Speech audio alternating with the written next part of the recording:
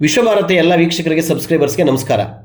ಮಾಜಿ ಪ್ರಧಾನಿ ದಿವಂಗತ ವಾಜಪೇಯಿರವರ ಜನ್ಮ ಶತಾಬ್ದಿ ಮತ್ತು ಕನ್ನಡ ರಾಜ್ಯೋತ್ಸವ ಪ್ರಯುಕ್ತ ಯಲಹಂಕದಲ್ಲಿ ವಾಲಿಬಾಲ್ ಪಂದ್ಯಗಳನ್ನು ಏರ್ಪಡಿಸಲಾಗಿತ್ತು.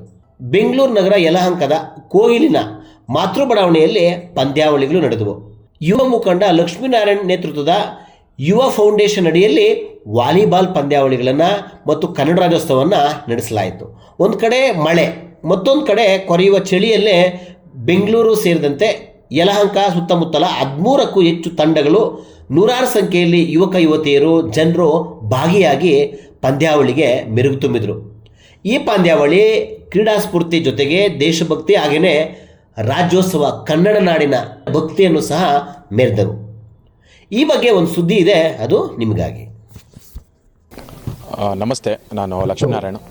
ಇವತ್ತು ನಮ್ಮ ಯುವ ಫೌಂಡೇಶನ್ ವತಿಯಿಂದ ಯುವಕರಿಗೆ ಕನ್ನಡ ರಾಜ್ಯೋತ್ಸವ ಪ್ರಯುಕ್ತ ಹಾಗೂ ಅಜಾತಶತ್ರು ಮಾಜಿ ಪ್ರಧಾನಮಂತ್ರಿಗಳಾದಂಥ ಅಟಲ್ ಬಿಹಾರಿ ವಾಜಪೇಯಿ ಅವರ ಜನ್ಮ ಶತಮಾನೋತ್ಸವ ಏನು ನಡೀತಾ ಇದೆ, ಅದ್ರ ಪ್ರಯುಕ್ತ ಯುವಕರಿಗೆ ನಮ್ಮ ನರೇಂದ್ರ ಮೋದಿ ಅವರು ಹೇಳಿದರು, ಫಿಟ್ ಇಂಡಿಯಾ ಖೇಲೋ ಇಂಡಿಯಾ. ಅಂದರೆ ನಮ್ಮ ದೇಹ ಗಟ್ಟಿಯಾಗಿದ್ದರೆ ದೇಶ ಗಟ್ಟಿಯಾಗುತ್ತೆ ಅನ್ನೋ ದೃಷ್ಟಿಯಿಂದ ಯುವಕರೆಲ್ಲರೂ ಕೂಡ ಇವತ್ತಿನ ಈ ಡಿಜಿಟಲ್ ಯುಗದಲ್ಲಿ ಎಲ್ಲರೂ ಕೂಡ ಫೇಸ್ಬುಕ್, ವಾಟ್ಸಪ್, ಇನ್ಸ್ಟಾಗ್ರಾಮಲ್ಲಿ ಬ್ಯುಸಿ ಆಗೋದು ಬಿಟ್ಟು ಒಂದು ಸುಂದರ ಒಂದು ವೀಕೆಂಡ್ ದಿನ ಬಂದು ಈ ರೀತಿ ಆಟ ಆಡೋದ್ರಿಂದ ನಮ್ಮ ದೇಹ ಗಟ್ಟಿ ಆಗುತ್ತೆ ಅನ್ನೋ ದೃಷ್ಟಿಯಿಂದ ಯುವ ಫೌಂಡೇಶನ್ ನಾವು ಯೋಜನೆ ಮಾಡಿ ಈ ವಾಲಿಬಾಲ್ ಟೂರ್ನಿಯನ್ನು ಆಯೋಜಿಸಿದ್ದೀವಿ. ಅದಕ್ಕೋಸ್ಕರ ಹೆಚ್ಚಿನ ಜನಸಂಖ್ಯೆಯಲ್ಲಿ ಯುವಕರು ಬಂದು ಭಾಗವಹಿಸ್ತಾ ಇದ್ದಾರೆ. ಯಾರ್ಯಾರು ಈ ಟೂರ್ನಿಯಲ್ಲಿ ಭಾಗವಹಿಸಿದ್ದಾರೆ ಎಲ್ಲ ಯುವಕರಿಗೂ ಕೂಡ ಒಳ್ಳೆಯದಾಗಲಿ. ಮುಂದಿನ ದಿನಗಳಲ್ಲಿ 2036ಕ್ಕೆ ಏನು ಒಲಿಂಪಿಕ್ ನಡೆಯುತ್ತೆ, ಅದರಲ್ಲಿ ನಮ್ಮ ದೇಶ ಅತಿ ಹೆಚ್ಚು ಮೆಡಲ್ಗಳನ್ನು ಗೆಲ್ಲಲಿ, ಭಾರತದ ಕೀರ್ತಿ ಪತಾಕೆಯನ್ನು ಇನ್ನೂ ದೊಡ್ಡ ಮಟ್ಟದಲ್ಲಿ ಬೆಳೆಸಲಿ ಅಂತ ಆಶಿಸ್ತಾ ನನ್ನ ಮಾತುಗಳಿಗೆ ವಿರಾಮ ಮಾಡ್ತೀನಿ. ಮೋದಿ ಹೇಳಿದ್ದಾರೆ ಖೇಲೋ ಇಂಡಿಯಾ ಫಿಟ್ ಇಂಡಿಯಾ ಅಂದ್ಕೊಂಡು. ಆಟ ಆಡೋದ್ರಿಂದ ಬೌದ್ಧಿಕ ಮತ್ತು ದೈಹಿಕ ಎರಡೂ ಆರೋಗ್ಯವಾಗುತ್ತೆ.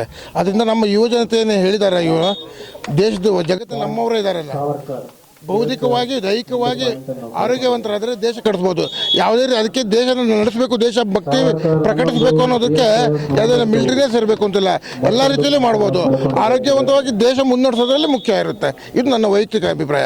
ಮತ್ತು ಈ ವಾಲಿಬಾಲ್ ಪಂದ್ಯಾವಳಿ ಏರ್ಪಡಿಸ್ತಾರಲ್ಲ ಚೇತನ್ ಅವರು, ಅದು ನಿಜವಾಗ್ಲೂ ಇಂದ ಯುವ ನಾಯಕರು ಅಂಥವ್ರು ಬಂದುಬಿಟ್ಟು ಮಾಡಿದಾಗ ಇನ್ನೂ ಇದಾಗುತ್ತೆ. ಅಂಥವ್ರಿಗೆ ಸಪೋರ್ಟ್ ಕೊಡಬೇಕು, ಅಂದರೆ ಬೆಂಬಲ ಇದ್ದು ಎಲ್ಲ ಮಾಡಿದ್ರೆ ಭಾಳ ಅನುಕೂಲ ಆಗುತ್ತೆ ಅಂತ ನನ್ನ ವೈಯಕ್ತಿಕ ಅಭಿಪ್ರಾಯ. ದೇಶವಂಟೆ ಮಟ್ಟಿಕೋದ ಈ ದೇಶವಂಟೆ ಮನುಷ್ಯಲು ಅಂತಂದ್ರೆ ಮಹಾಕವಿ ಶ್ರೀ ಇದರ ಮುಖ್ಯ ಉದ್ದೇಶ, ದೇಶ ಅಂತಂದರೆ ಮಣ್ಣು, ಬಿಲ್ಡಿಂಗು, ಈ ಕಾಂಕ್ರೀಟ್ ಅಲ್ಲ, ಮನುಷ್ಯರಂದ್ರೆ ಯುವ ಜನತೆ. ಯುವತೆ ಈಗಿರೋ ಟ್ರೆಂಡಲ್ಲಿ ಈ ಟೆಕ್ನಾಲಜಿ ಹಿಂದೆ ಆಗಿರ್ಬೋದು, ಮೊಬೈಲ್ ಹಿಂದೆ ಆಗಿರ್ಬೋದು, ಬೇಡದಿರೋ ಅಡಿಕ್ಷನ್ಸ್ ಹಿಂದೆ ಆಗಿರೋದು, ಇಂಥದಕ್ಕೆ ಹೋಗೋದು ಬಿಟ್ಬಿಟ್ಟು ನಮ್ಮ ದೇಶಕ್ಕೆ ಏನು ಬೇಕು, ನಮ್ಮ ದೇಶದ ಯೋಧರಾಗಿರ್ಬೋದು, ದೇಶಕ್ಕೆ ನಮ್ಮ ಒಳ್ಳೆ ರೀತಿಯ ಟೆಕ್ನಾಲಜಿ ಆಗಿರ್ಬೋದು, ಎಜುಕೇಷನ್ ಆಗಿರ್ಬೋದು ಅಥವಾ ಸ್ಪೋರ್ಟ್ಸ್ ಆಗಿರ್ಬೋದು, ಎಲ್ಲ ರೀತಿಯಿಂದ ಮುಂದೆ ಹೊರದಾಗ ಮಾತ್ರ ದೇಶ ಮುಂದೆ ಹೊರೆಯುತ್ತೆ. ದೇಶ ಮುಂದೆ ಹೊರಿತಾ ಇದೆ ಅಂತಂದ್ರೆ ದೊಡ್ಡ ಬಿಲ್ಡಿಂಗ್ಸ್ ಕಟ್ಟಿದ ತಕ್ಷಣ ನಾವು ಡೆವಲಪ್ ಆದಂಗಲ್ಲ. ಪ್ರತಿಯೊಂದು ವಿದ್ಯಾಭ್ಯಾಸದಲ್ಲಾಗಿರ್ಬೋದು, ಟೆಕ್ನಾಲಜಿ, ಸೈನ್ಸ್, ಪ್ರತಿಯೊಂದು ರಂಗದಲ್ಲಿ ನಾವು ಡೆವಲಪ್ ಆದಾಗ ಮಾತ್ರ ನಾವು ಯೂತ್ ಡೆವಲಪ್ ಆಗ್ಲಿಕ್ಕೆ ಸಾಧ್ಯ. ಈಗ ಪ್ರಪಂಚದಲ್ಲೇ ಅತಿ ಹೆಚ್ಚು ಯೂತ್ ಅಂದರೆ ಯುವಜನತೆ ಇರೋದು, ಯುವ ಶಕ್ತಿ ಇರೋದು ನಮ್ಮ ಭಾರತ ದೇಶದಲ್ಲಿ ಮಾತ್ರ. ಇದನ್ನು ನಾವು ಸರಿಯಾದ ಹಾದಿಯಲ್ಲಿ ಉಪಯೋಗಿಸ್ಕೊಂಡು ದೇಶನ ಮುಂದೆ ತಗೊಂಡೋದ್ರೆ ದೇಶ ವಿಶ್ವಗುರು ಆಗೋದ್ರಲ್ಲಿ ಅನುಮಾನನೇ ಇಲ್ಲ. ಮೋದಿಜಿ ಏನು ನಮಗೆಲ್ಲ ಸಂಕಲ್ಪ ಮಾಡಿದ್ದಾರೆ, ಅದಕ್ಕೆ ನಾವೆಲ್ಲರೂ ಸಹಕರಿಸಬೇಕು. ಎಲ್ಲರೂ ಅಂತ ಮಹಾನ್ ವ್ಯಕ್ತಿಯಲ್ಲ ಹಾದಿಯಲ್ಲಿ ನಡೆಯಬೇಕು ಅಂತಲೇ ನಾನು ಭಾವಿಸ್ತೇನೆ.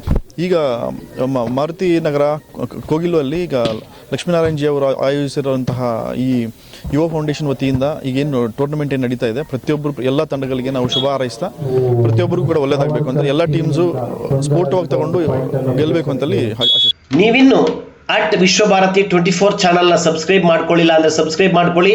ನಮ್ಮ ವಿಡಿಯೋ ಕಂಟೆಂಟ್ ಇಷ್ಟ ಆದರೆ ಲೈಕ್ ಮಾಡಿ, ಶೇರ್ ಮಾಡಿ.